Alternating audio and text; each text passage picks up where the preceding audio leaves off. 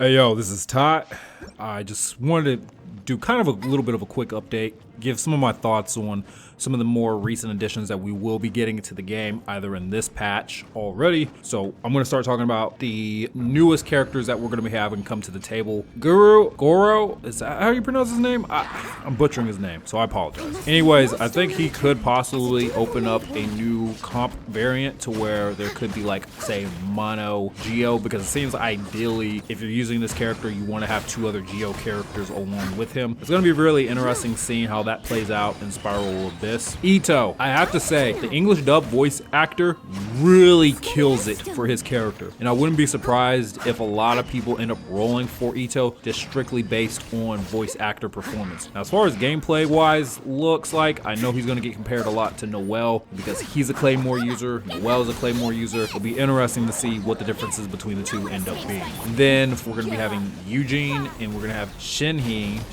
or Shinho. I'm horrible with names, sorry. And they're both polearm users. Now, I remember back in the day where Xiangling was literally the only polearm user that we had in the game. And now it just seems like we have a plethora of them. I'm just like, yo, Mihoyo, calm down. Another thing that's really weird is with the Eugene character, I noticed that she is Geo, but she is holding a Dragon's Bane in her arm, which I think the Dragon's Bane increases damage to enemies that are afflicted with Hydro or Pyro. So that might just be there as kind of like a placeholder. Maybe she scales off of EM. I don't know. As far as Shinhee goes, I've talked to one of my homies about it. And if they go in a pattern of having a cryo damage dealer like Ganyu, and then Eula was physical, Ayaka, cryo DPS, then Shinhee could potentially be physical. I highly doubt they're gonna make her a cryo DPS because we already have Ganyu and Ayaka. Plus, on top of that, there's a good number of people out there that are waiting for a Ganyu rerun, and I don't think it's in Mihoyo's best interest to shoot themselves in the foot and oversaturate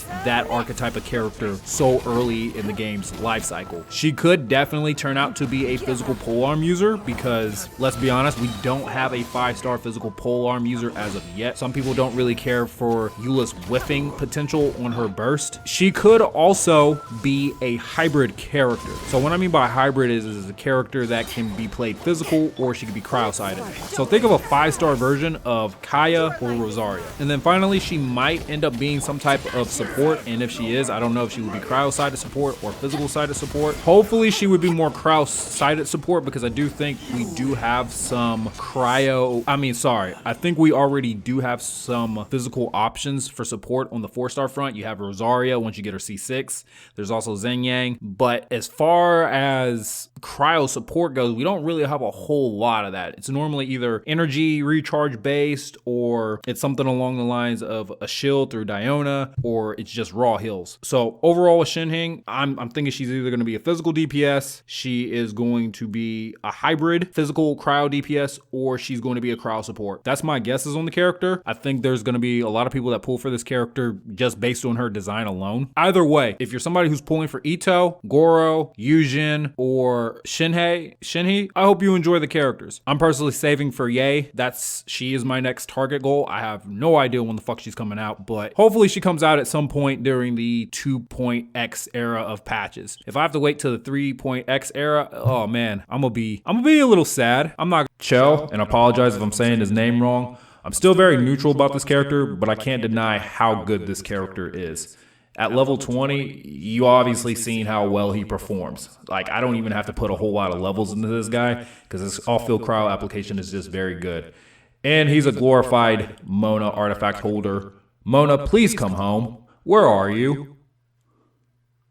I recently was doing some banner pulls and I got spooked. I think it was last week or the week before, and Mona came home super early, finally on the standard banner. Like, bro, you have no idea how long I've been waiting for this. And so I didn't have hardly any XP books, and I fucking went broke trying to get Mona geared. And luckily I already had an emblem set that I could throw on her, so I just threw that on her because she does scale off of ER to some positive extent. So I was like, hey, we're just gonna do emblem set, call it good. I have loved her in Freeze Comp with Ayaka. Oh man, such a nice quality of life improvement. Her hydro application definitely isn't as good as Jin shows, but I'm okay with that because if I have to get into a little bit more technical gameplay for higher damage output, I'm completely fine with that. Dude, I really want to take Mona and run her as an on-field enabler for like an electro charge comp, but I'm not really in a position to do that right now. I would need an electro healer to do that. Right, Yay might have some healing capability, and I might do something like Mona, Beto, Lisa, Yay. I would like to run something like that. Have Mona doing her thing on field, but I just have to wait. Another thing, new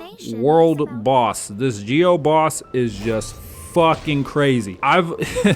And it's interesting because there's such a quality of life variant difference between Inazuma and Mondstadt plus Liyue. Because if you look at Mondstadt and Liyue bosses, you have like a shit ton of cubes, and then you have Regis Vines. So even though yes, Inazuma does have a Hydro Cube boss, it's at least in terms of the bosses for Inazuma, it feels unique because you have the cube, you have the mechanical array, you got the Megu Kinki, you have the Electro version of the Oceanid, and then you have this new Geo boss. I don't have a Ganyu or a character that has really strong charge shots.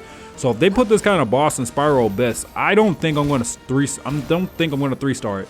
I don't know how I'm going to prepare for this, but only time will tell. Also, another thing, fucking hangouts. Bruh, Beto's hangout is here. I'm going to do a whole separate video on that because it deserves its own video. I don't give a fuck about anything else in 2.3 other than Beto's hangout. Like, that will keep me satisfied. And other than that, I'm going to really start trying to focus on exploration on the Inazuma Islands. I've been putting them off, saving them. A lot of them haven't been explored significantly. I think my highest percentage one is the one with the Electro version of the Oceanid, and that's at like 95%. So hopefully after I finish with the Neko storyline quest, hopefully I'll have that map knocked out at 100%. Anyways, that's just some kind of update on my end. You guys be safe out there. I will be doing a Spiral Abyss 2.3 video. I'll upload that. Anyways, you all be safe. Take care. Deuces.